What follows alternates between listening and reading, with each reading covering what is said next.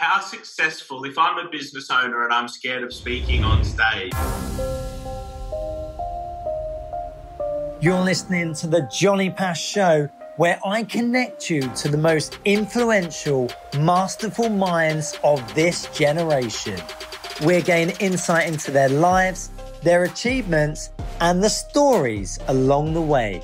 Stick around if you too are determined to succeed. Okay guys, now welcome my special new guest. This guy is an award-winning, influential entrepreneur and self-taught digital marketing specialist, renowned for his success in winning BBC's The Apprentice. In securing the winner's title, this person went on to find and develop one of the UK's fastest growing digital marketing agencies, Climb Online, in partnership with yours truly, Lord Sugar.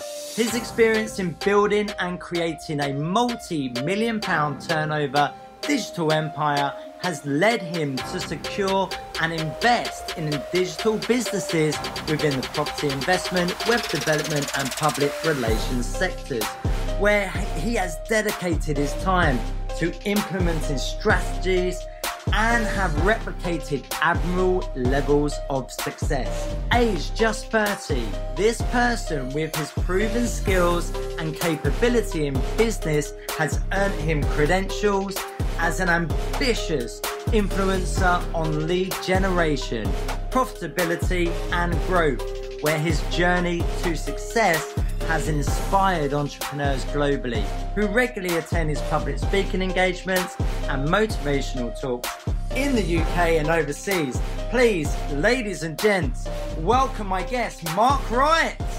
Hello. Wow, what an introduction that was. Whew, Bloody hell, that was a cracker. Do you know what? I got a sweat we can end the on. show now. What a success. I got a sweat on after that, Mark. That was like a workout.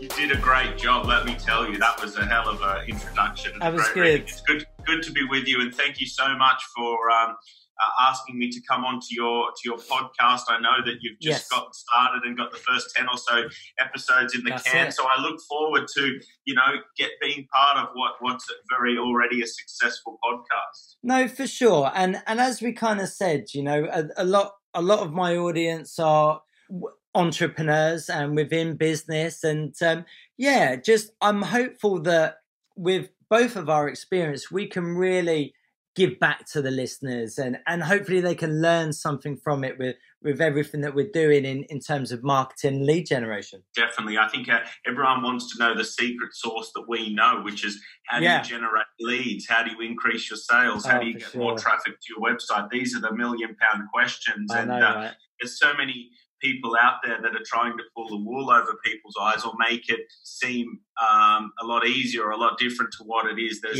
not many of us out there that are doing it the ethical way, the right way, and that's why I come and do these podcasts. No, absolutely right. And look, we're going to get into kind of where it all started from. So you obviously, you've come over from Australia, and you were the winner of The Apprentice, which is unbelievable. I mean, out of hundreds and thousands of applicants, you managed to pull it off and you managed to win it. So in terms of timeframes, did you literally just move in to London and then you applied for The Apprentice? Tell us how that all came about.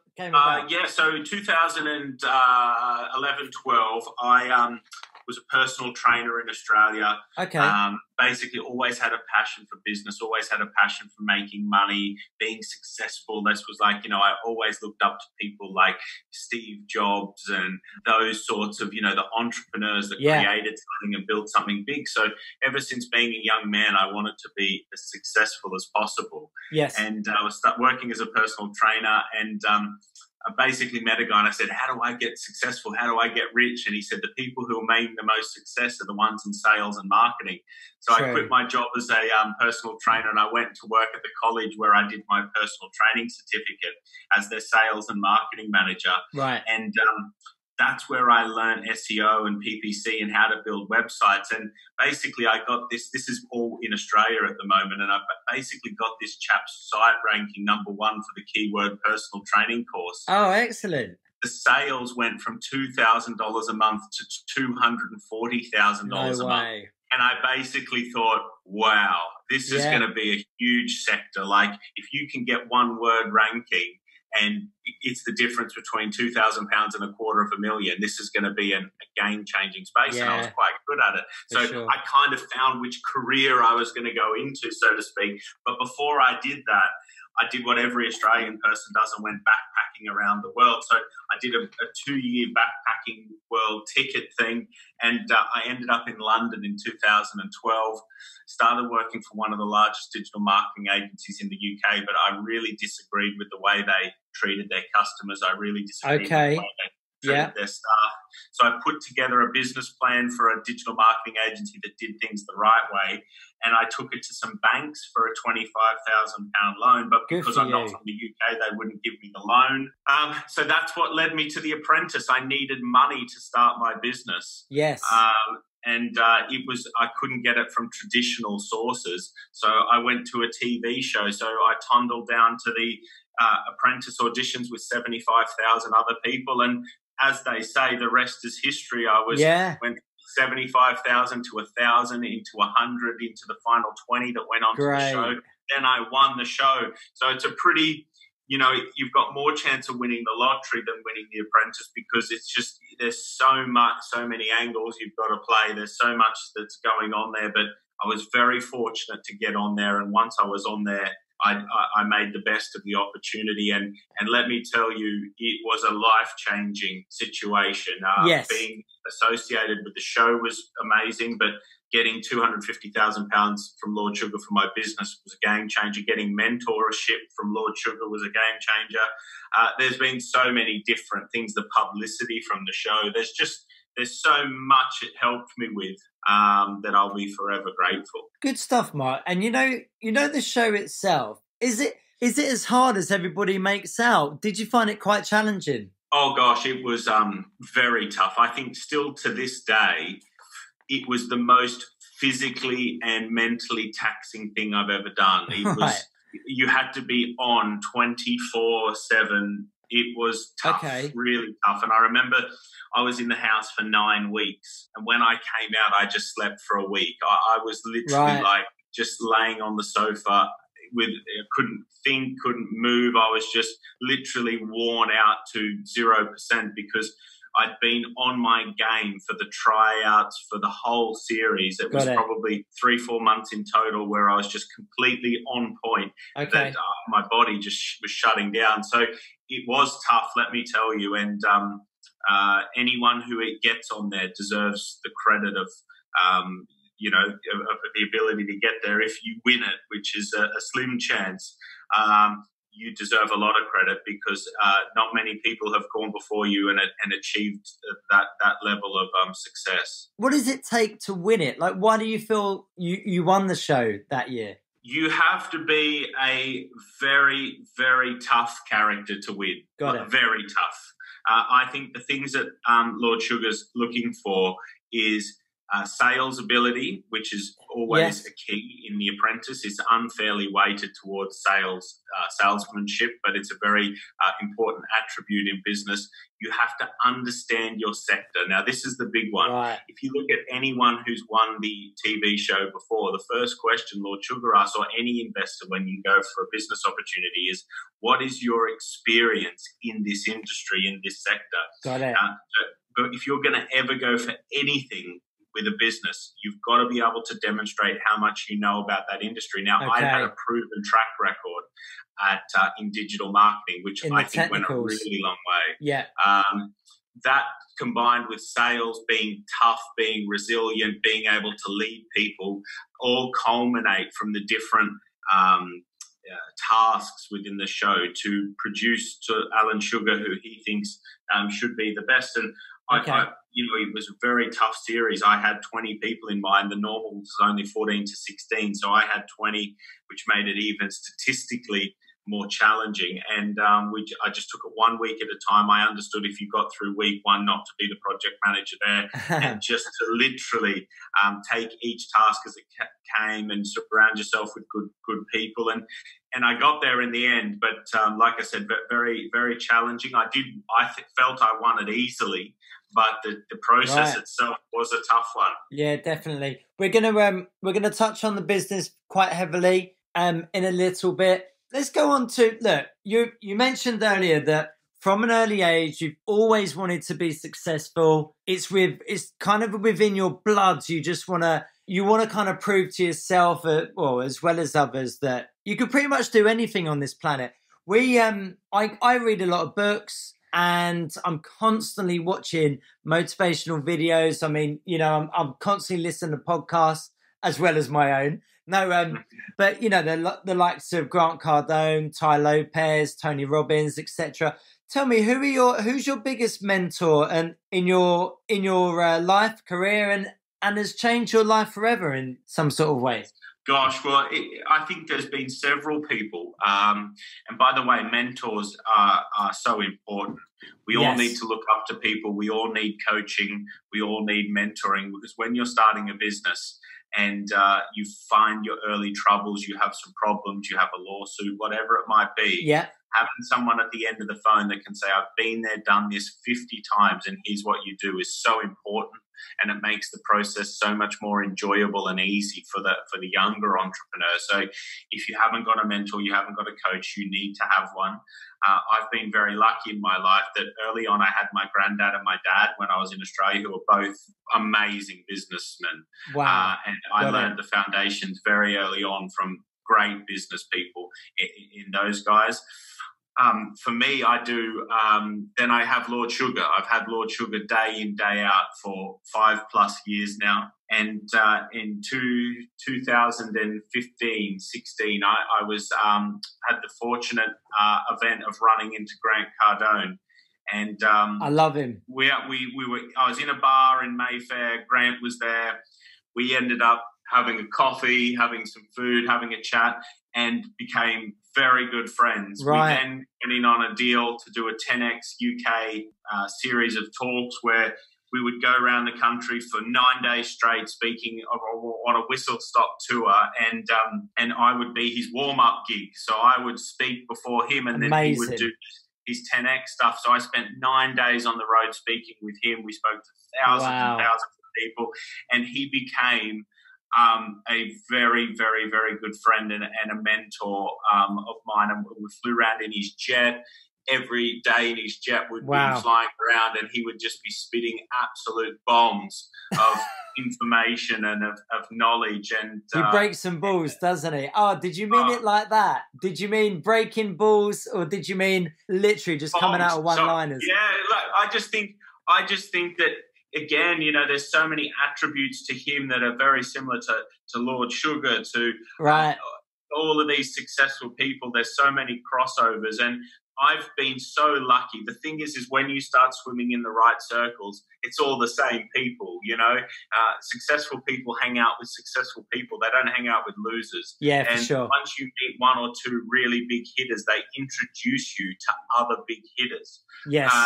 Because you're hanging around with the right people, you're associated with the right people. So you have more to offer, and then you have more value in the group. And it was great to hang out with Grant, to be mentored by Lord Sugar and the people that I have. And now I mentor people of my own. I've got mentees, and it's great because I've been given so much by older, more successful businessmen that I'd love to give back to the entrepreneurs of the future. So listen, I think it's important for everyone, and it doesn't mean you need physical contact. Yes, when you have a business, you need someone that has industry experience or business experience in your sector to guide you, but also you can draw inspiration and guidance from audiobooks, YouTube, all of that stuff. But in business, you do need someone that can pick up the phone for you as well. No, absolutely. I'm totally with you on that. Podcast earlier on in the week, I was speaking to my friend Peter Abrams. You should meet him, actually. He's best mates with Russell Brand. He's a spiritual leader. He's unreal.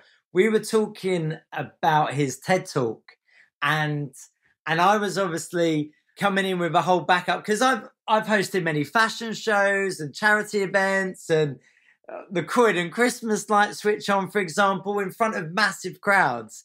and we were really bouncing off each other. Just the buzz and the feel and the rush you get when you're on stage presenting in front of thousands.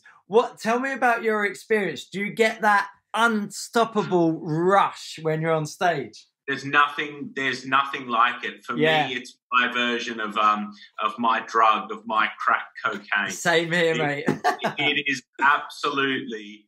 And when you get really good at it, and let me tell you one thing, as a speaker, as a professional speaker, you will never deliver the perfect talk. Gotcha. There's always one slide or one area or the way you did this that you can tweak slightly, the speed in which you talk, the tone you take, the certain story you tell. You're constantly crafting the perfect presentation. And when you can feel the energy, you picking up the energy of 1,000 people at one time, it is the most powerful and moving experience. Isn't but not only that, is I've had people come up to me crying, emailed me from decisions they've done or actions they've taken after my presentation, which have changed their life. And that's the real benefit. You know, there's people that have turned their life around, that have made millions of pounds because of something they learned from one of my presentations. And you can never, the reason I do that, and I make a lot more money from business than I do from speaking, let me tell you, a lot more. I don't need to do the speaking, I need to do the business. But I get so much more self-value and worth from the speaking than anything else I do in my career. And I do it for me. It's one of the things I'm so with you on that. Yeah. And I love it. And it's that whole element about giving back. It's sharing your experience and telling others about your story and your journey. And, you know, as soon as you're presenting that emotionally down the microphone, you know that thousands of people are watching you and they are just resonating with it. And then going off in their own little mind of, I can do this. I could be the next Mark Wright or Johny Pach on stage.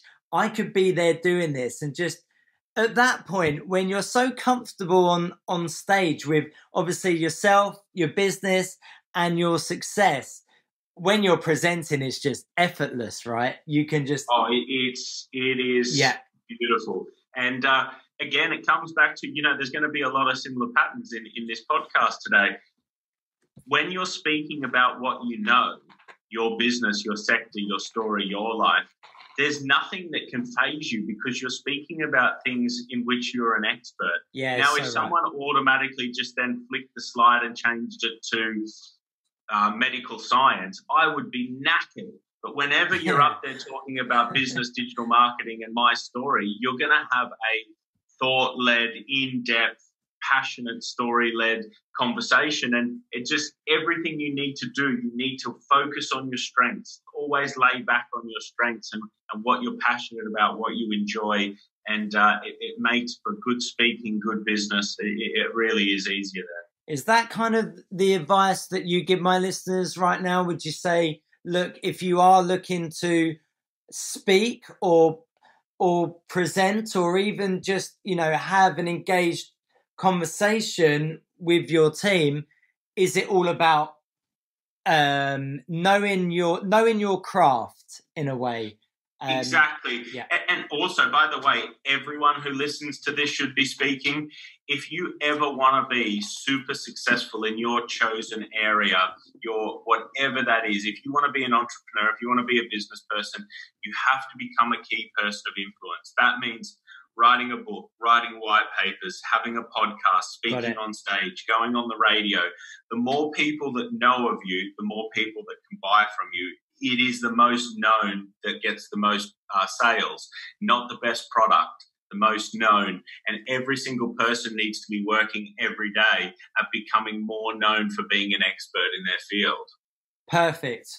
Thank you very much for that, Mark. And I'm sure all of the listeners will really resonate to those experienced words. Thanks a lot. It's bringing me on to, let's talk about your company. So look, let's firstly talk about what you mentioned earlier there, starting up your new business from the start, being a new to market entrepreneur, it takes some guts, it takes some balls, and you're absolutely right. You're going to come across some stumbling blocks / lawsuits in the wake of launching it. How do you kind of overcome these type of challenges early on when starting your business?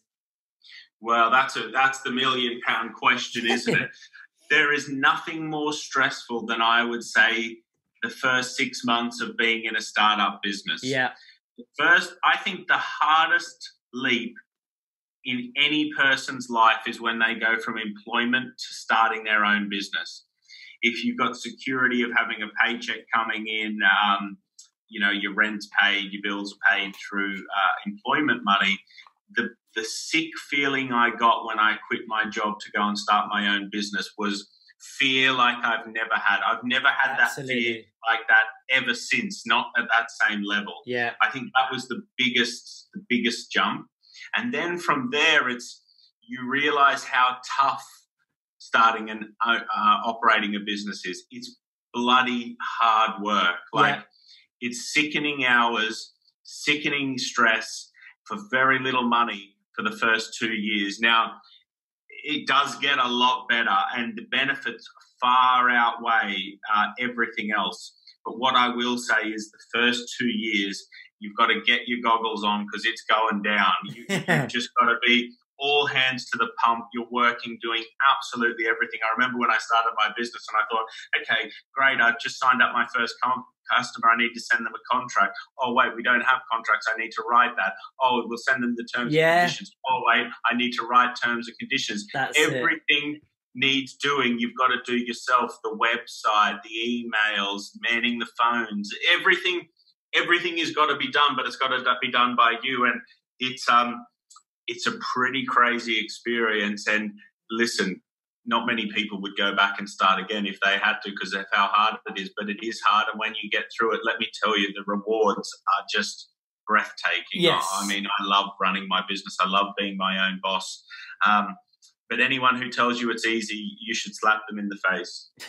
Yeah, no, for sure. Yeah, the rewards are magnificent. And I'm not just talking about obviously your own personal income, but what type of rewards are really kind of sticking out for yourself? In terms of, well, for me, I like being able to do whatever I want to do. Yes, for freedom. me, the best thing about owning my business is I come up with ideas on a weekly basis. And I'll give you an idea. I love self-education, self-development, like you do. And I go to courses all the time. I listen to audiobooks. I read. I'm always looking for that, that inspiration, motivation, that next idea, the new sector. I love this stuff, Yeah. So I go to courses, but I found myself, I was spending money, £1,000, sometimes a lot more than £1,000 to go to these courses and get sold to by people that weren't business people, that weren't successful. And all they were there to do was speak on stage and sell me some stupid mentor box or free seminar, then the upsell. Selling. And I felt like I'd bought a ticket to be sold to, or they had felt a bit stupid. Yeah, can't so stand I thought, I'm gonna create my own seminar business. Right. And because once you already have a successful established business, you have infrastructure. You're able to, you've got an accounting department, you've got all this stuff, so you're able to create websites, do this, and use your connections through your already established business to do new ideas. So within a couple of months of having that thought, I had the website out and the tickets sold for my own seminar, and it became a really successful other business that I now have. Right. That I do marketing boot camps, business boot camps, and my yearly events called ClimbCon, where I bring some of the world's greatest speakers to the stage. And that, for me, is the best thing about being a business person, being an entrepreneur, is once you get through that initial hurdle, you can literally do anything. You can come up with ideas, you can come up with products and invent your own life. Yeah. Because you've done the work.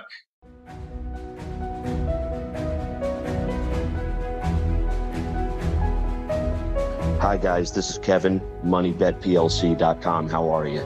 We have developed one of the few trading application platforms for the cryptocurrency market. We're going live September of this year, 2020, on the Malta Crypto Exchange. Bitcoin was up over $1,000 yesterday, June 2nd, in 30 minutes. It's up 5.7% for the day. Ethereum was up 3.7% for the day. These are the fastest moving markets on the global worldwide exchanges. Get involved now. Finish out the year 2020 on top. MoneyBetPLC.com.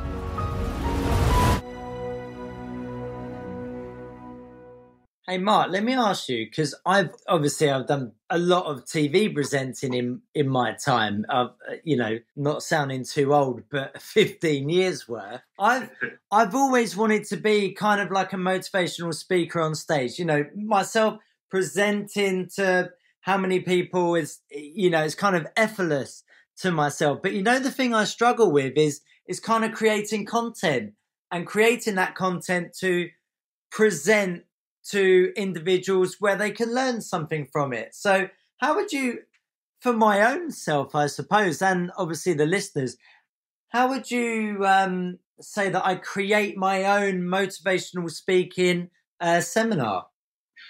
It's a great question, and it's something that I always wondered before. I always wanted to be a motivational speaker, be a stage speaker when I was younger, when I first started in business, and now I am.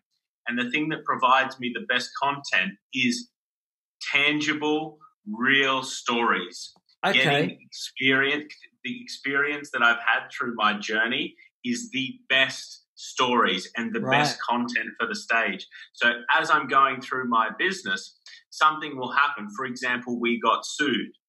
And I have taken apart that lawsuit of how we got sued for trademark infringement and have made it into a story that I teach people from the stage in an engaging in an engaging fashion.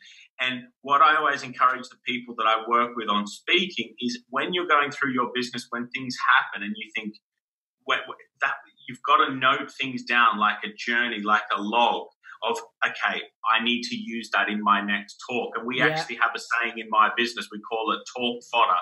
When anything happens, we note it for talk fodder. So this crazy client just called up and said this, okay, note that down, record that for a presentation. And I have a lady in my business that's just constantly recording things and creating me slides of things that have happened within our companies to use as examples from stage, because the things that are happening to you are things that are going to happen to young entrepreneurs in the future. Their first lawsuit, their first crazy client, their first whatever, that can be then demonstrated from you from the stage as coaching. And you need to get out, you need to meet loads of people and use the stories from all of that to speak from. And once you craft your base talk, each one slightly different, you go off the theme within the room, the energy in the room, or the theme of the talk that you're doing, I always start with a very similar base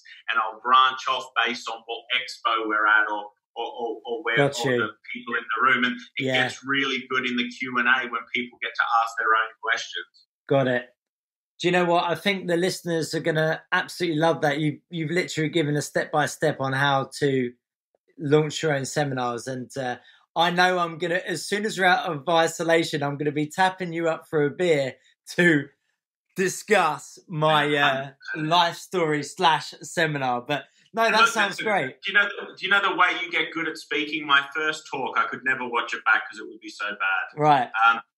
The only way you get good at speaking on stage is from speaking on stage. There is no other way to treat that system other than getting stage time and being out there in front of loads and loads of people, and where to stand, how to hold your hands, where to look at different points within the room. It all comes through doing it over and over and over again. And then your story is crafted through that as well. But every single person has a great story. You've just got to find a way to tell your own story. Yeah, you're absolutely right. There's a lot of the listeners that will listen to this and think, oh, God, what a daunting prospect, getting on stage and speaking in front of thousands about my story. It would literally freak them out. I mean, how do you kind of overcome that? Well, you've got to ask yourself, how successful, if I'm a business owner and I'm scared of speaking on stage, I've then got to be content with knowing that my business will never be at the pinnacle of what it could be. Right. If you think of the top business people around the world, let's think Elon Musk, Lord Sugar, people of the past, Steve Jobs, all of these guys, they all speak on stage. Yes. Whether that's Q&As, at industry seminars. You need to be known for being the top guy in your, the reason Elon Musk goes and does Joe Rogan or goes and speaks on stage is he's constantly wanting to beat the drum about Tesla and his other products. Gotcha. People build up a profile and use it to benefit their companies, and that's what I encourage everyone to do. Now, Lord Sugar, I know, hates speaking on stage. He does, right? He hates it. He absolutely hates it, but yet he still does it. Right.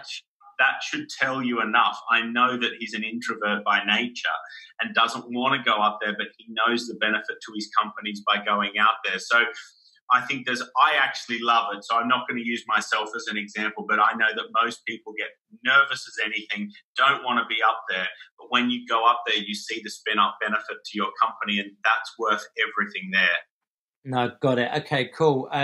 Thanks so much for that. And look, let's talk about your company. So obviously Climb Online, the services that you offer, I believe is obviously PPC lead generation. So we're a full-service performance digital marketing agency. So when I started, our first product was SEO, search engine optimization. Second product was paid media, PPC through Google AdWords.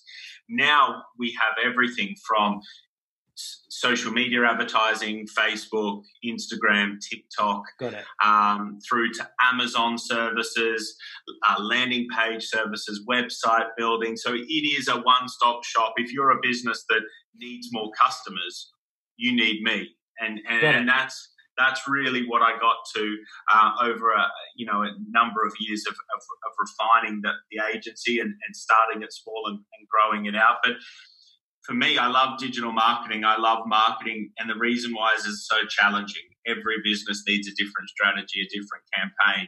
And I love it. Absolutely love it. So, so obviously PPC, for example, SEO, it's, it's like advertising and lead generation is changing every single day.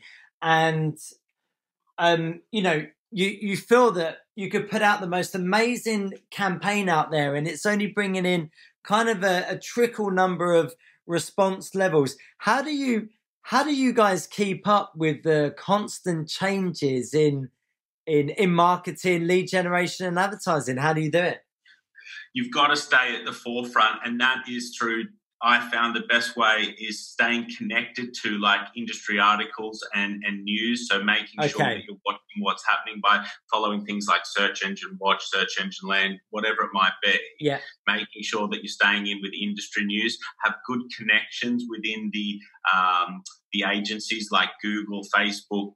Make sure that you're connected to the right representatives within them to get inside information.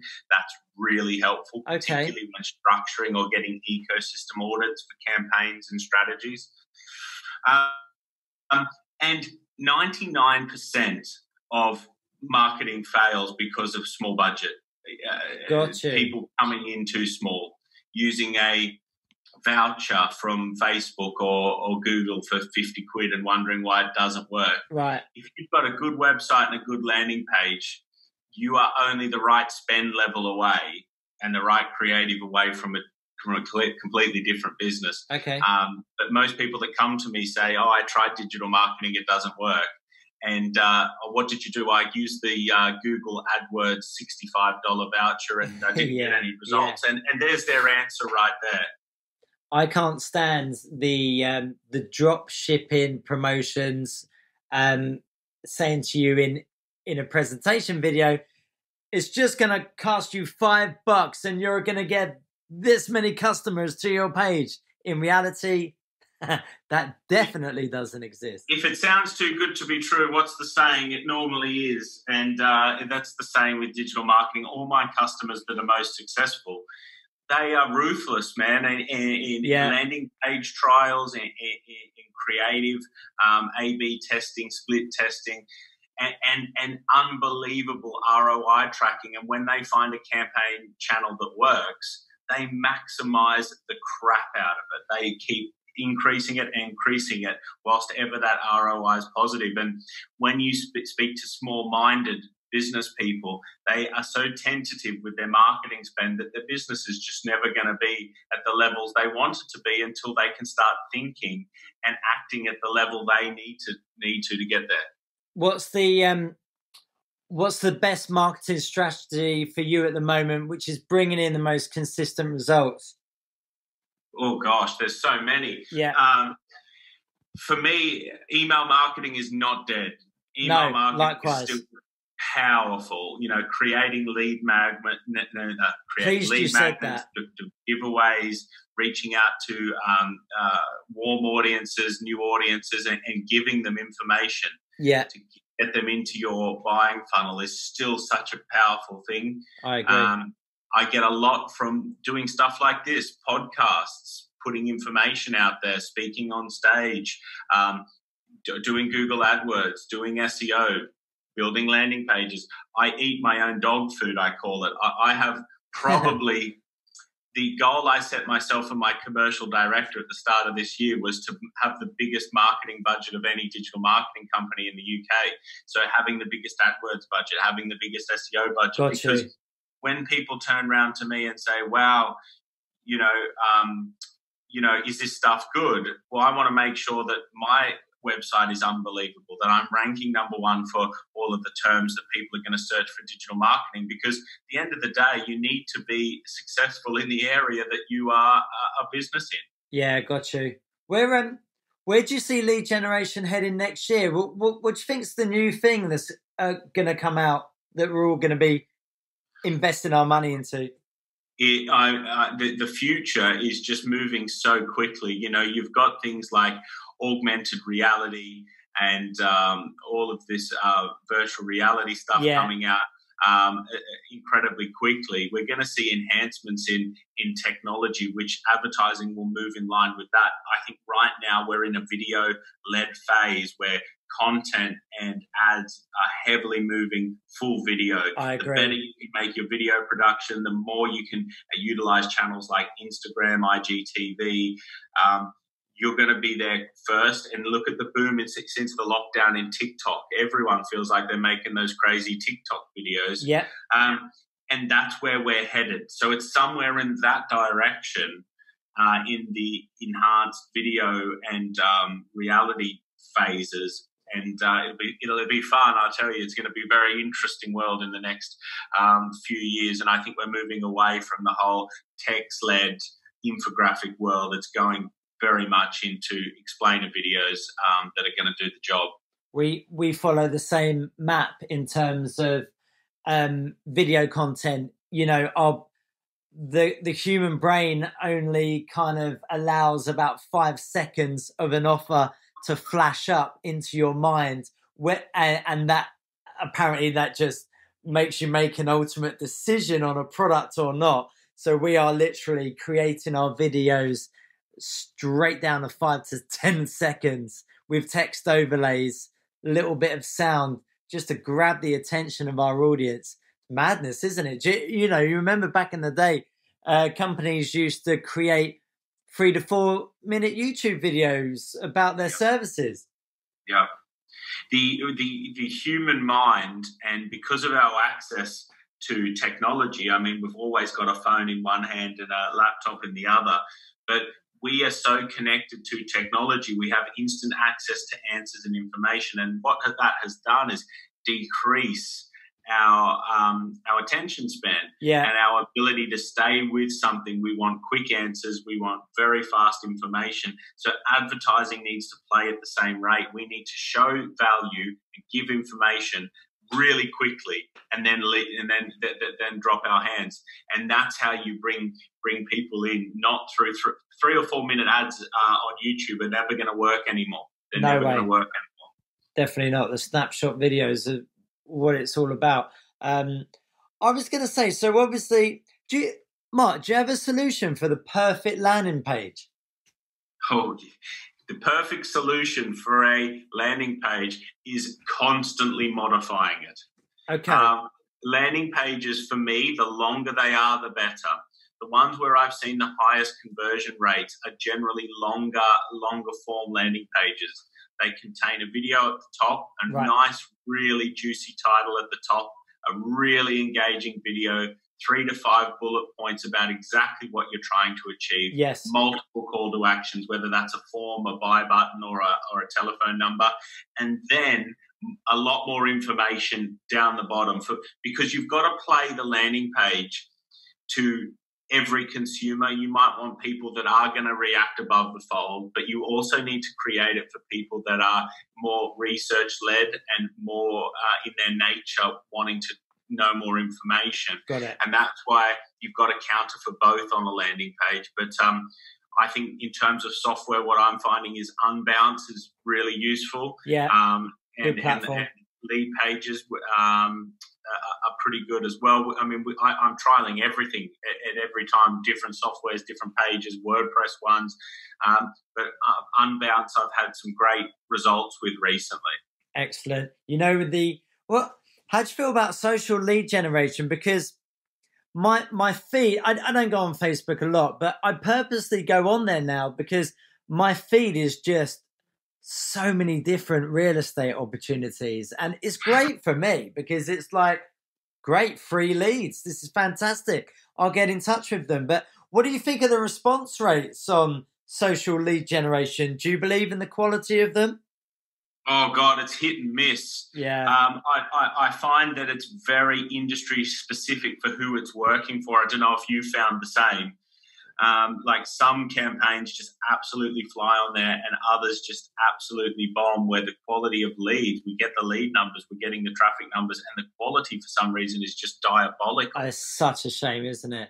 I don't know, but I don't know how it's happening because the same campaign on Google is generating, yes, more expensive leads, but the quality is unbelievable. And then you go across to social and it's diabolical lead quality. And you've got to be very specific with your ads, with your pages, but also with what industry campaign you're trying on there. Otherwise, you're just going to throw money down the toilet.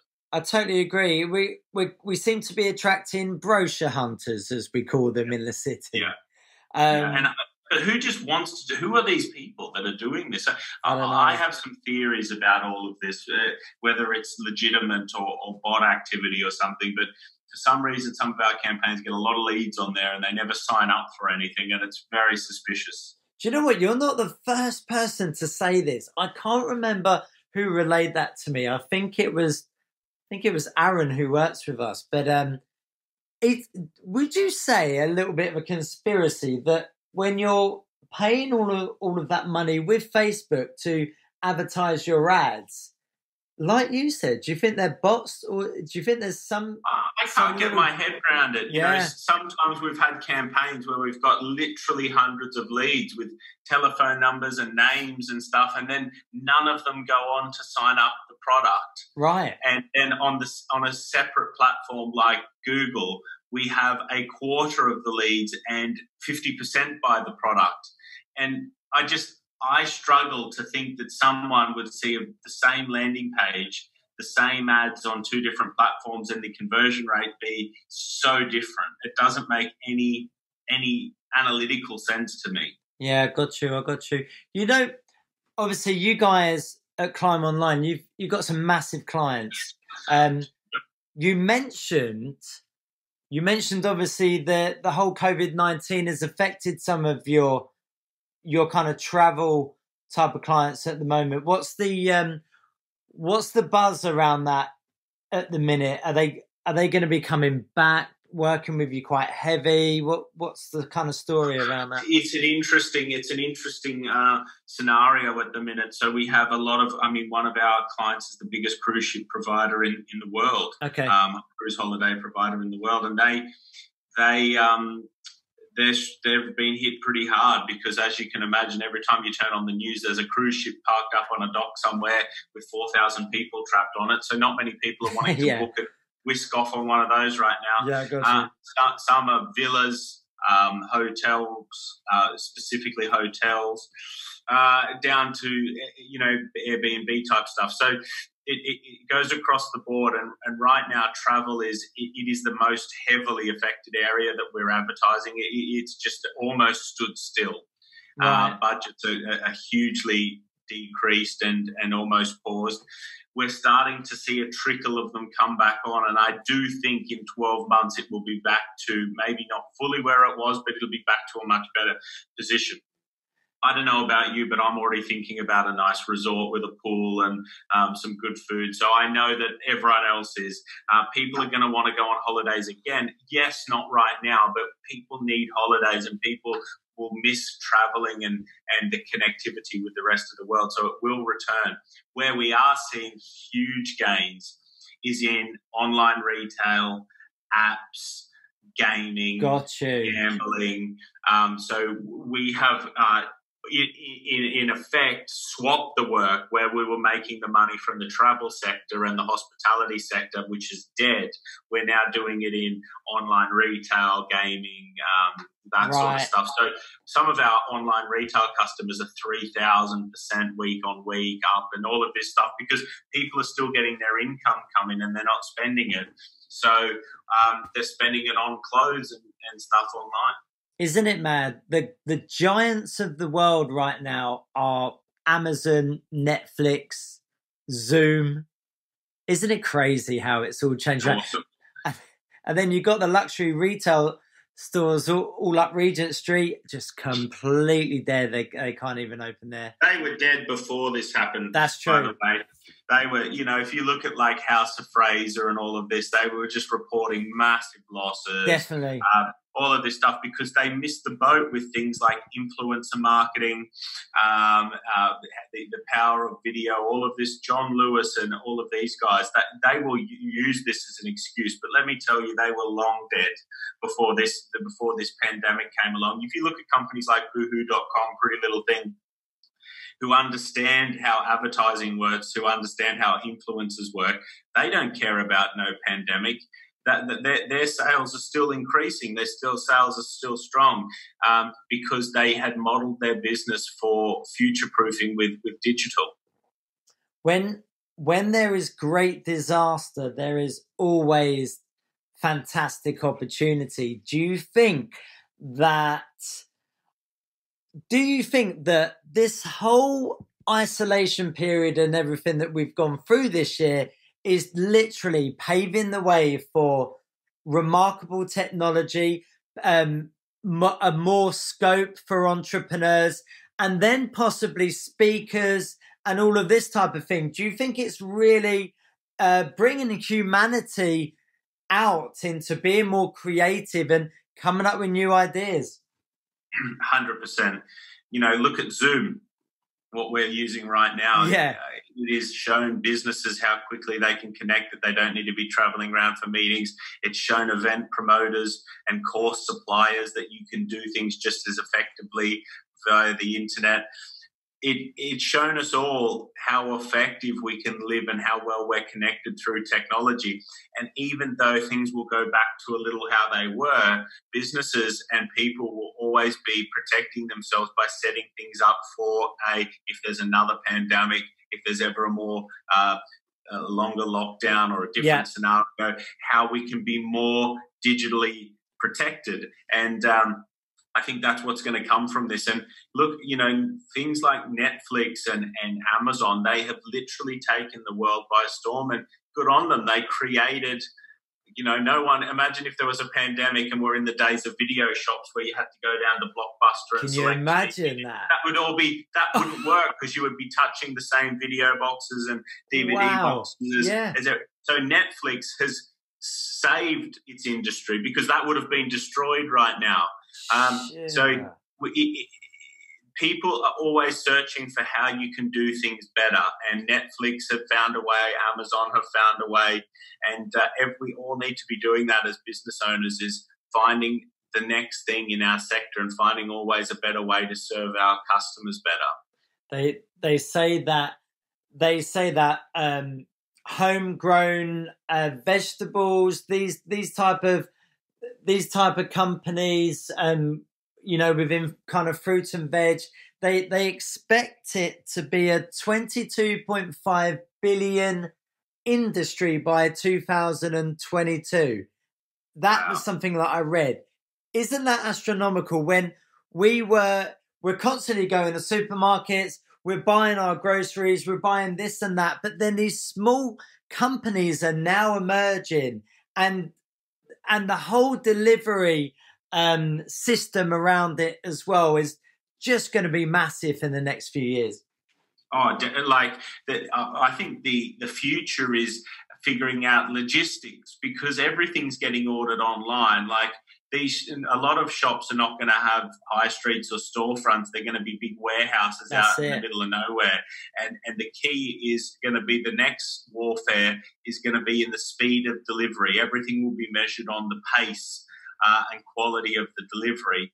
So that's the next thing, is logistics, how to get round, how to get delivery times down. And that's going to be the new currency.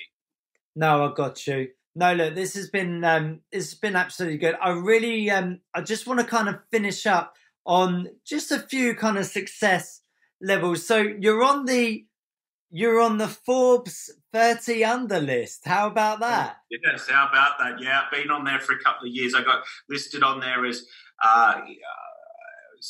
one of the most successful 30-year-old people under the age of 30 people under the age of 30, and also one of the most successful people in the media industry in marketing.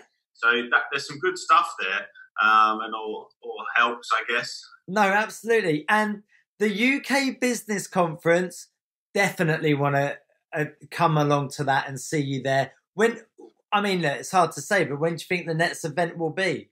Well, so this year has obviously been postponed, most events. So we're on for the 5th of June next year, right? Which would be great. But we'll be hosting events before then in a smaller capacity. But our main event is the first week of June next year, our big one, where we'll have the world-class speakers there, which we'd love everyone to come to. No, absolutely. Just to kind of finish off the show, and it's been an absolute pleasure to having you this Friday evening. I'm going to have a nice beer in celebration after this chat, and I'm sure you will as well.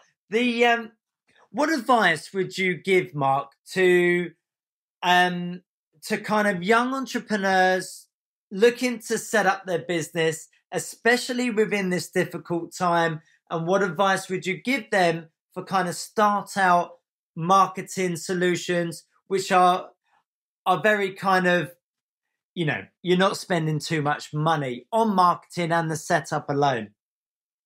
First thing would be is not to use anything as an excuse. Like you said, in great times of desperation, there's always great opportunity. And right now, in this huge pandemic and the huge recession that's going to follow, it's going to be tough, yes, but there's going to be opportunity everywhere.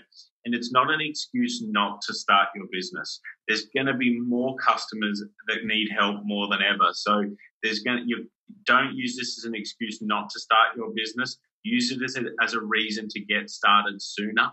Yeah. Start your business. Just start feeling your way through it. Don't let any excuses. So many people say, I'll start tomorrow, I'll start next week, I'll start if I don't get that pay rise. Just go and do it, because if it's on your mind, it will always be there. And the quicker you do it, the better it's going to be in the long run. So that would be my first advice. And then coming back to everything we've touched on so far through the podcast, go into an area that you know.